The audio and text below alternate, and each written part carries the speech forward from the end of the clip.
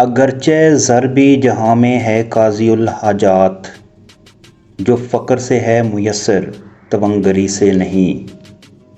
اگرچہ دولت زر بھی اس دنیا میں ہماری ضرورتوں کو پورا کر سکتی ہے، لیکن جو عزت اور وجاہت ایک انسان کو شان فقر سے حاصل ہو سکتی ہے وہ دولت سے حاصل نہیں ہو سکتی۔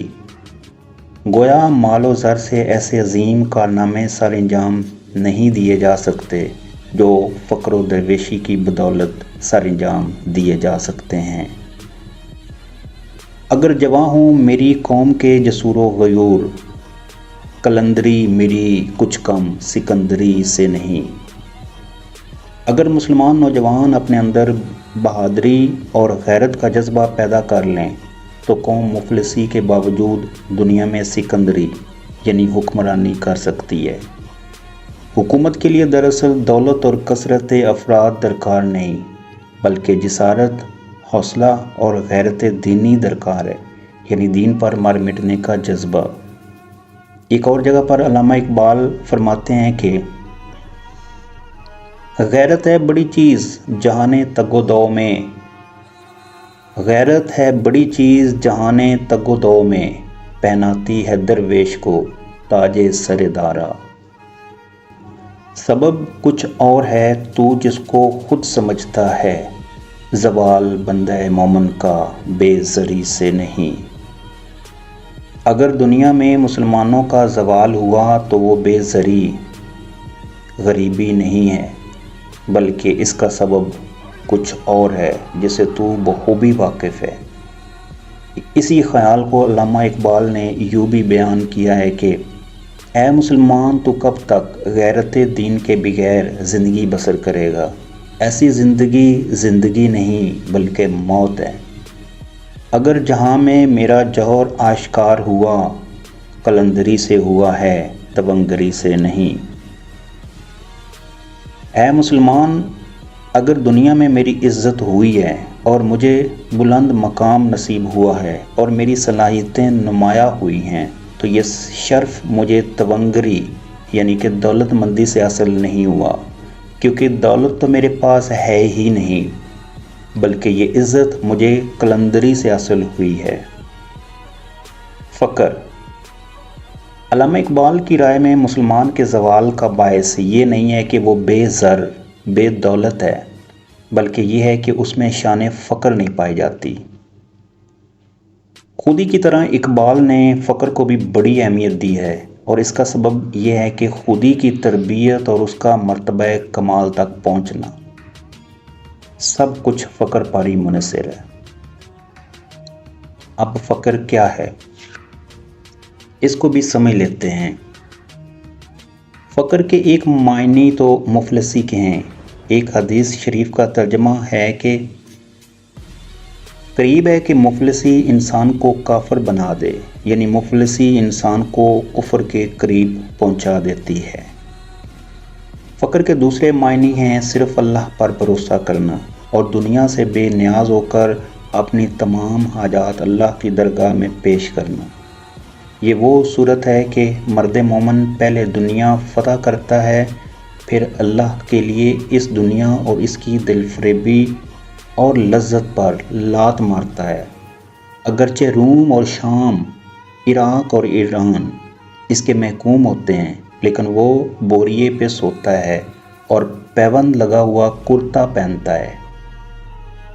دوسری مثال دیکھیے کہ سارا عرب آپ صلی اللہ علیہ وسلم کے زیر نگیں ہوتا ہے، یعنی ایک مہینے تک آپ صلی اللہ علیہ وسلم کے چولہے میں آگ نہیں جلتی، اور جس کمرے میں آپ صلی اللہ علیہ وسلم رہتے ہیں اس میں ایک چارپائی، ایک بوریا اور ایک پانی کے گھڑے کے علاوہ کوئی اور سامان نہیں ہوتا۔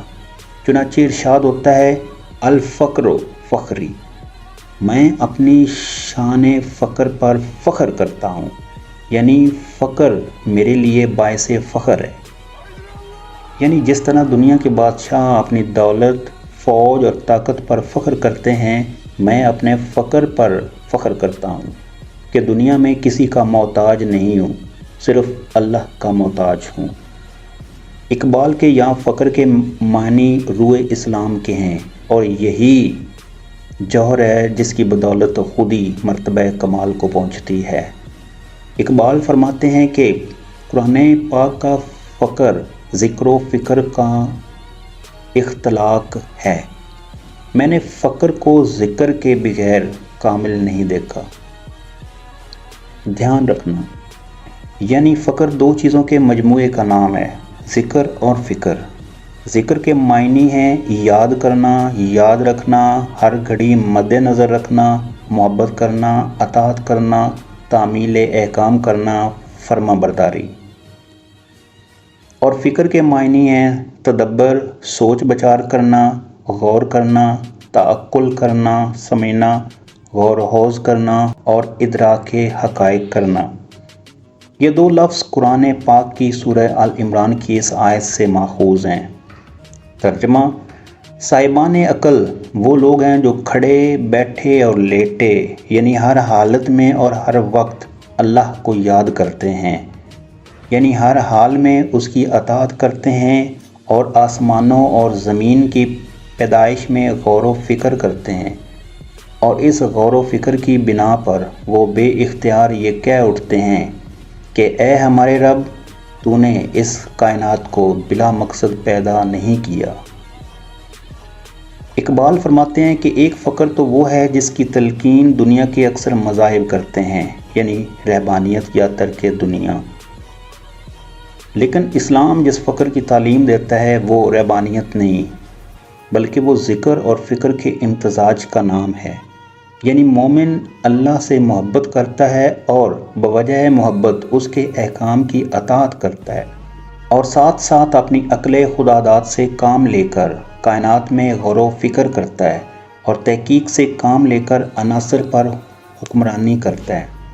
یعنی فقر کا مفہوم ہے اللہ کی اطاعت اور کائنات پر حکومت۔ یہی وہ فقر ہے جس کی بدولت خود ہی مرتبہ کمال کو پہنچتی ہے۔ چنانچہ علامہ اقبال خود لکھتے ہیں کہ چڑھتی ہے جب فقر کی سان پہ تیغ خودی، ایک سپاہی کی ضرب کرتی ہے کار سپاہ۔ اسی طرح اقبال ایک اور جگہ پہ فرماتے ہیں خودی ہے تیغ فساں لا الہ الا اللہ، یعنی خودی کو اگر تلوار فرض کیا جائے تو توحید اس تلوار کی فساں، تلوار کو تیز کرنے والا پتھر ہے۔ جبکہ یہاں انہوں نے کہا ہے کہ چڑھتی ہے جب فقر کی سان پہ تیغ خودی، خودی تیغ ہے، فقر سان فساں ہے، تو ثابت ہوا کہ توحید اور فقر ہم معنی ہیں، کیونکہ خودی کے حق میں دونوں کا اثر یکساں ہے۔